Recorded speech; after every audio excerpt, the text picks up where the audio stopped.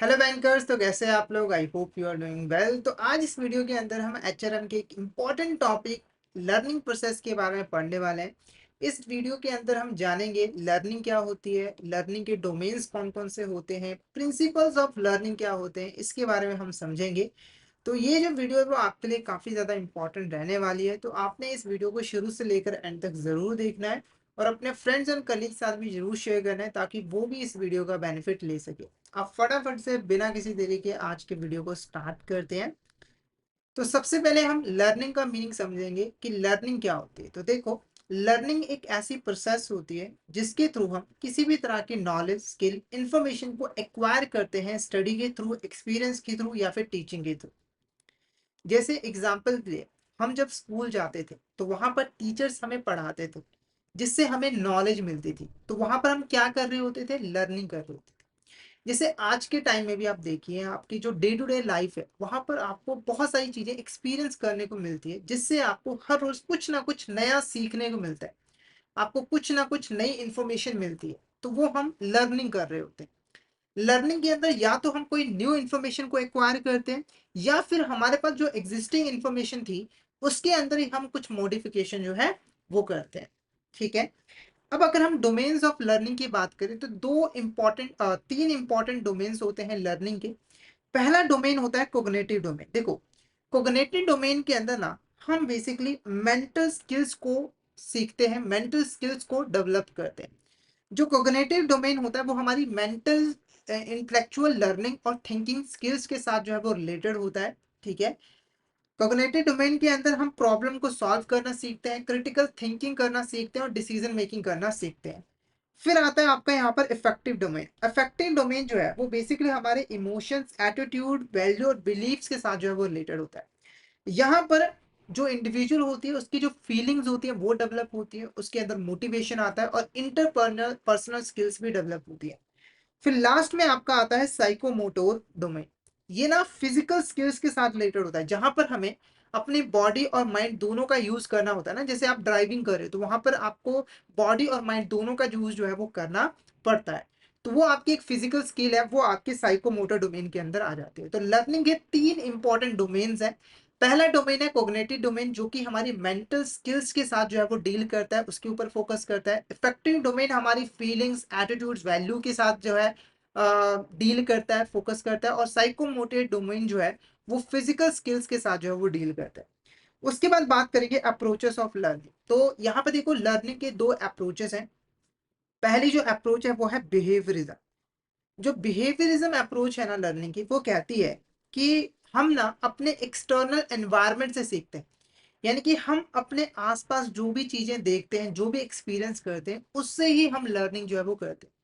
जैसे एग्जाम्पल के मान के चलिए, जो ए पर्सन है और यहाँ पर एक बी पर्सन है। ठीक है। तो ए पर्सन ने देखा कि बी पर्सन जो है अपना काम सही तरीके से नहीं करता रहता है, फ्री बैठा रहता है। ठीक है। और जरूरत पड़ने पर वो बुरे काम भी करता है। तो बिहेवियरिज्म कहता है कि ए पर्सन भी यही सीखेगा। यानी कि उसने जो भी चीजें एक्सपीरियंस की है, जो भी उसने देखा है एक्सटर्नल एनवायरनमेंट के अंदर, वही वो चीजें जो है वो सीखेगा। यानी कि ये खुद का दिमाग जो है वो नहीं लगाएगा। ठीक है। तो हम प्राइमरली जो है एनवायरनमेंट के अंदर जो हमारी इंस्ट्रक्शंस होते हैं उनसे जो है वो सीखते हैं। ओके। फिर आता है कोग्निटिव थ्योरी। ये इसका ऑपोजिट है। कोग्निटिव थ्योरी कहता है कि हम सिर्फ एक्सटर्नल एनवायरनमेंट में जो एक्सपीरियंस करते हैं उससे नहीं सीखते हैं, बल्कि एक्सपीरियंस करने के बाद हम अपने दिमाग का भी यूज करते हैं सीखने के लिए। जैसे अगर ए पर्सन है, बी पर्सन है, तो ए पर्सन ने बी पर्सन को देखा कि वो अपना काम सही तरीके से नहीं करता है, फ्री बैठा रहता है और जरूरत पड़ने पर रिश्वत वगैरह भी लेता है। ठीक है। तो ए पर्सन ने ये देखा एक्सटर्नल एनवायरनमेंट के अंदर, अब ये अपना दिमाग यूज करेगा कि ये काम सही है या फिर नहीं। तो यहाँ पर एक एक सिचुएशन हो सकती है कि इसका दिमाग अच्छा हो, अच्छा तरीके से ये सोच पाता हो और ये समझ पाता हो कि ये जो बी कर रहा है वो सही तरीका नहीं है काम करने का, तो मैं भी ऐसा नहीं करूंगा। तो यहाँ पर एक इसने चीज लर्न की है कि मुझे बी जैसा नहीं बनना है। यानी मुझे अपना काम टाइम पर खत्म करना है, सही तरीके से खत्म करना है। ठीक है। और दूसरी सिचुएशन हो सकती है कि बी के जैसा ही बन जाए, कहे कि जो बी कर रहा है वही मैं करूंगा, हम दोनों में फर्क थोड़ी है। ठीक है। तो ये आपका कोग्निटिव थ्योरी है। बिहेवियरिज्म कह रहा है कि एक्सटर्नल एनवायरनमेंट के अंदर आपने जो भी देखा उससे आप सीखते हो। कोग्निटिव थ्योरी कहता है कि एक्सटर्नल एनवायरनमेंट में एक्सपीरियंस करने के बाद आप अपने दिमाग का यूज करते हो, फिर उससे चीजों को जो है वो सीखते हो। ठीक है, तो ये दो मेन थ्योरी है यहाँ पर लर्निंग की। तो आई होप ये दोनों थ्योरीज आपको अच्छे तरीके से क्लियर हो गई होंगी। नेक्स्ट हम बात करेंगे कैरेक्टरिस्टिक्स ऑफ लर्निंग। तो लर्निंग के क्या कैरेक्टरिस्टिक्स होते हैं। पहला इंपॉर्टेंट कैरेक्टरिस्टिक्स होता है लर्निंग इज ग्रोथ। यानी कि जब आप चीजों को लर्न करते हो, नई नई सीखो चीजों को सीखते हो, नई नई स्किल्स एक्वायर करते हो, तो उससे आपकी ग्रोथ होती है। अब ये जो ग्रोथ है वो फिजिकल भी होती है और मेंटल भी होती है, यानी कि आप फिजिकल और मेंटल लेवल दोनों पे ही जो है वो ग्रोथ करते हो। उसके बाद दूसरा इंपॉर्टेंट कैरेक्टरिस्टिक्स है लर्निंग इज एडजस्टमेंट। जब आप चीजों को लर्न करते हो, चीजों को सीखते हो ना, तो न्यू सिचुएशन के अकॉर्डिंग आप अपने आप को एडजस्ट जो है वो कर पाते हो। ठीक है। Next, learning is purposeful. ये भी एक इंपॉर्टेंट कैरेक्टरिस्टिक्स है कि जो लर्निंग है वो पर्पसफुल होती है। यानी कि आप लर्निंग क्यों करते हो, इस पहले ही आपका गोल डिसाइडेड होता है कि मुझे ये अचीव करना है, इसीलिए मुझे चीजों को लर्न करना है। जैसे आपने डॉक्टर बनना था तो आपने डॉक्टरी की पढ़ाई की, तो यहाँ पर एक पर्पस था, फिर आपने यहाँ पर डॉक्टरी की पढ़ाई की। तो लर्निंग यहाँ पर पर्पसफुल हमेशा होती है। उसके बाद लर्निंग इज एक्सपीरियंस। बिल्कुल करेक्ट है कि आप अपने रियल लाइफ के अंदर जो भी एक्सपीरियंस करते हो उससे आप चीजों को लर्न करते हो। ठीक है।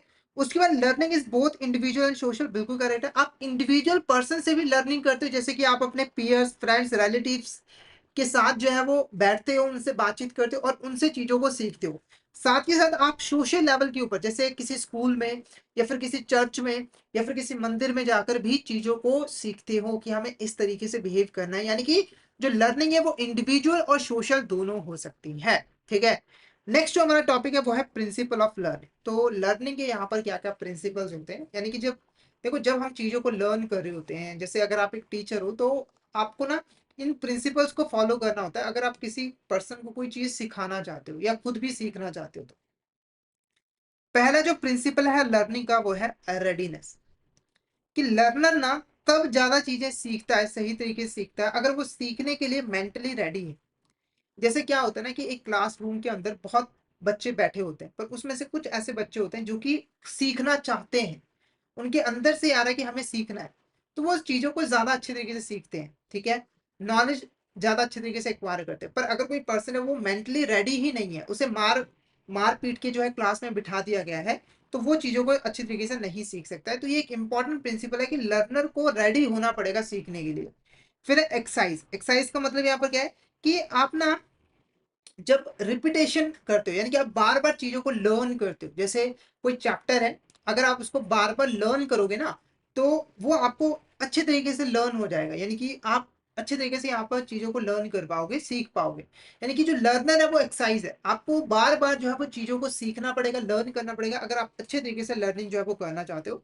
उसके बाद इंटेंसिटी। ये जो लर्निंग एक्सपीरियंस है ना, वो विविड होना चाहिए, ड्रामेटिक होना चाहिए और एक्साइटिंग होना चाहिए। ठीक है। तभी ये रूटीन, क्योंकि अगर एक्साइटिंग नहीं हुआ, इंटरेस्टिंग वे में आप नहीं सिखा पा रहे हो सामने वाले बंदे को, तो वो सीखेगा नहीं, उसका सीखने का जो है वो मन ही नहीं करेगा। उसके बाद बात करते हैं रीसेंट की। देखिए जो रीसेंट इन्फॉर्मेशन आप लर्न करते हो ना वो आपको ज्यादा रिमेंबर होती है। जैसे मैं आपको पूछूं कि कल आपके साथ क्या हुआ था, तो आपको याद होगा कि आप मैक्सिमम बातें आपको याद होगी कि कल आपके साथ क्या क्या चीजें हुई थी। पर मैं आपसे अगर पूछूं कि 1 महीने पहले आपके साथ क्या हुआ था या फिर 1 साल पहले या फिर 10 साल पहले क्या हुआ था, तो कुछ बातें आप भूल जाओगे। तो जो चीजें आप अभी अभी लर्न करते हो वो आपको ज्यादा याद रहती है एज कंपैरिजन टू अगर कोई चीज बहुत पहले जो है वो हुई होती है। ठीक है। नेक्स्ट जो हमारे यहाँ पे टॉपिक है वो है लर्निंग स्टाइल। ठीक है। तो लर्निंग स्टाइल्स कैसे हो सकते हैं। तो पहली जो स्टाइल है वो है ऑडिटरी लर्निंग। ठीक है। ऑडिटरी लर्निंग, इसमें क्या होता है कि इसमें जो लर्नर है ना वो चीजों को सीखता है सुनकर, हियर कर कर। नॉर्मली यहाँ पे जो लर्नर है वो वर्बल इंस्ट्रक्शंस, डिस्कशन, लेक्चर्स और auditory materials like podcast, audio विक्स के थ्रू जो है चीजों को सीखता है। ठीक है। जैसे एग्जाम्पल के लिए एक टीचर है वो क्लासरूम में बैठकर बच्चों को बता रहा है, स्टोरी सुना रहा है या कोई चीज सिखा रहा है, तो वो आपका ऑडिटरी लर्निंग के अंदर आ जाता है। दूसरा आपका होता है विजुअल लर्निंग। यहाँ पर जो लर्नर है वो चीजों को देखकर सीखता है। यहाँ पर जो लर्नर है वो basically charts, diagrams, maps, videos और रिटर्न टेक्स्ट को देखता है, पढ़ता है उनको, फिर उनसे चीजों को जो है वो लर्न करता है। उसके बाद आपका किनेस्थेटिक लर्निंग होता है। इसके अंदर क्या होता है कि जो पर्सन होता है ना वो खुद चीजों को कर कर सीखता है। जैसे मान के चले एक कंपनी है, ऑर्गेनाइजेशन है, वहां पर एक पर्सन आया है वो जॉब करने के लिए, तो वो जॉब को परफॉर्म करके चीजों को लर्न करना चाहता है, प्रैक्टिकली एक्सपीरियंस करना चाहता है, फिर उनसे चीजों को सीखना चाहता है। जैसे देखो ट्रेनिंग के अंदर क्या होता है कि पहले आपको बताया जाता है इंपॉर्टेंट पॉइंट्स, ठीक है, तो वो ऑडिटरी लर्निंग के अंदर होता है। फिर आपको दिखाया जाता है करके कि आप ऐसे ऐसे काम कर सकते हो, वो आपका विजुअल लर्निंग के अंदर आ गया। तीसरा होता है कि आप खुद करके देखते हो कि आप कर पा रहे हो कि नहीं कर पा रहे हो, वो किनेस्थेटिक लर्निंग जो है वो होता है। तो यहाँ पर हमने एक इंपॉर्टेंट टॉपिक लर्निंग प्रोसेस के बारे में यहाँ पर पढ़ा। तो हमने डिटेल में समझा लर्निंग क्या होती है, उसके कैरेक्टरिस्टिक्स क्या होते हैं, उसके डोमेन्स कौन कौन से होते हैं और प्रिंसिपल कौन कौन से होते हैं। तो अगर आपको यहाँ तक किसी भी तरह का डाउट हो तो आप चैट बॉक्स में मैसेज करके पूछ सकते हो। क्लियर हो गया तो एक बार मैसेज करके जरूर बता दीजिएगा कि आपको यहाँ तक क्लियर हो गया है। और अगर आप अच्छे तरीके से एचआरएम की प्रिपरेशन करना चाहते हो तो आप हमारे कोर्सेज में एनरोल कर सकते हो, जहां पर हम आपको प्रोवाइड करवाते हैं कॉन्सेप्चुअल वीडियोस जो कि हमारे हिंदी और इंग्लिश लैंग्वेज के मिक्स में अवेलेबल होते हैं। इसी के साथ हम आपको mock test, mega mock test भी प्रोवाइड करते हैं, जिनकी हेल्प से आप इजीली रिवीजन कर सकते हो, प्रैक्टिस कर सकते हो। और हम आपको कॉम्प्लीमेंट्री ई पीडीएफ नोट्स भी प्रोवाइड करते हैं। हमारे कोर्सेज है वो इजिली एक्सेसिबल है, आपको हमारे जो ऐप है वो ऐप स्टोर, प्ले स्टोर दोनों ही जगहों पे मिल जाएंगे। आपको जस्ट टाइप करना है लर्निंग सेशन आईबीएफ एग्जाम्स, और इन ऐप के थ्रू आप हमारे कोर्सेज में एनरोल जो है वो कर सकते हो। और अगर आप अभी हमारे कोर्स में एनरोल करोगे तो आपको 82% तक का ऑफ मिल जाएगा। काफी ज्यादा डिस्काउंट ऑफर चल रहे हैं और ये जो ऑफर है लिमिटेड टाइम पीरियड के लिए है। तो जल्दी से हमारे कोर्स में एनरोल कर लीजिए। आपको हमारे कोर्स से रिलेटेड कोई भी क्वेरी हो तो हमारे व्हाट्सएप ग्रुप को ज्वाइन कर लीजिए, जिसका जो नंबर है वो है 8360944207। तो इस व्हाट्सएप ग्रुप को ज्वाइन जो है वो कर लीजिएगा। और टेलीग्राम चैनल को भी जरूर ज्वाइन कर लीजिएगा, क्योंकि हम इसमें एग्जाम से रिलेटेड, क्लासेस से रिलेटेड जितने भी इंपॉर्टेंट अपडेट्स हैं वो डालते रहते हैं। और अगर आपको भी किसी तरह की क्वेरी आती है तो आप इस चैनल पे मैसेज कर सकते हो। तो फटाफट से हमारे टेलीग्राम चैनल को ज्वाइन कर लीजिए ताकि कोई इंपॉर्टेंट अपडेट आपसे मिस ना हो जाए। इसका लिंक आपको वीडियो के डिस्क्रिप्शन बॉक्स में मिल जाएगा। तो आज के लिए इतना ही। अगर आपको आज का वीडियो अच्छा लगा हो तो वीडियो को लाइक कर देना, अपने फ्रेंड्स एंड कलीग के साथ शेयर कर देना ताकि वो भी इस वीडियो का बेनिफिट ले सके। तो आज की वीडियो हम यहीं पे ख़त्म करते हैं। तो आज के लिए इतना ही, मिलते हैं नेक्स्ट क्लास में। Thank you so much everyone.